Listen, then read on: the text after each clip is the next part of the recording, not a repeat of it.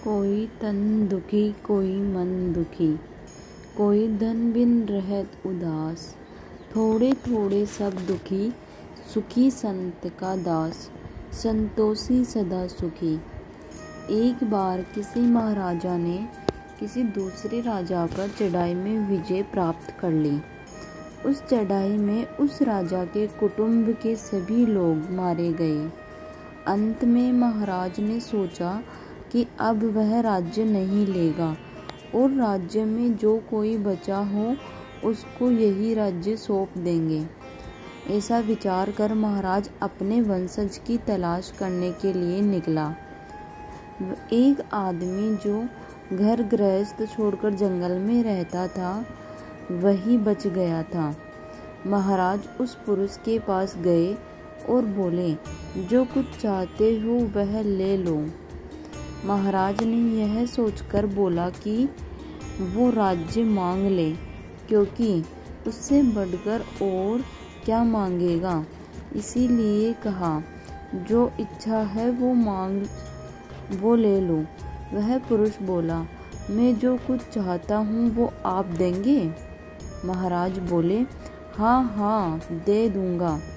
वह पुरुष बोला, महाराज हमें ऐसा सुख दो कि जिसके बाद फिर कभी दुख नहीं आए। विचारने वाली बात है यहाँ कि संसार में ऐसा कौन सा सुख है जिसके बाद फिर कभी दुख की प्राप्ति न हो। सुख तो ज्ञान स्वभाव में रहने में ही है, क्योंकि यदि ज्ञान में रहेंगे और ज्ञान से ही जानेंगे तो बाहरी वस्तुओं की इच्छा स्वतः ही समाप्त हो जाएगी और सुख अपने आप प्राप्त हो जाएगा। वास्तव में संसार में ऐसा कोई सुख नहीं है जिसके बाद दुख न आता हो।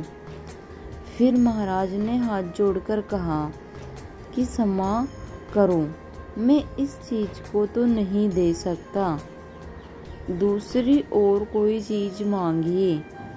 वह पुरुष बोला, फिर हमको ऐसा जीवन दो कि हमारा मरण कभी न हो। जीवन मरण तो शरीर से संयोग वियोग होने का नाम है।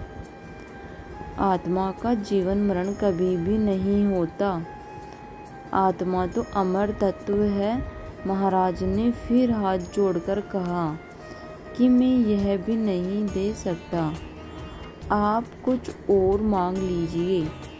वह पुरुष बोला, अच्छा कुछ और नहीं तो हमको ऐसी जवानी दो कि जिसके बाद कभी बुढ़ापा नहीं आए। अंत में महाराज ने हार मानकर और हाथ जोड़कर वहां से चल दिए और अंत में उसे समझ में आया कि यह संसार से कुछ नहीं चाहता, यह अपनी आत्मा में ही खुश है। जो अपनी आत्मा को देखकर प्रसन्न होता है उसे बाहर में कहीं भी सुख नहीं दिखता, और जो बाहर में सुख देखता है उसे अपनी आत्मा में कभी सुख नहीं दिखाई देता। इसीलिए हमेशा अपने आप में खुश रहिए।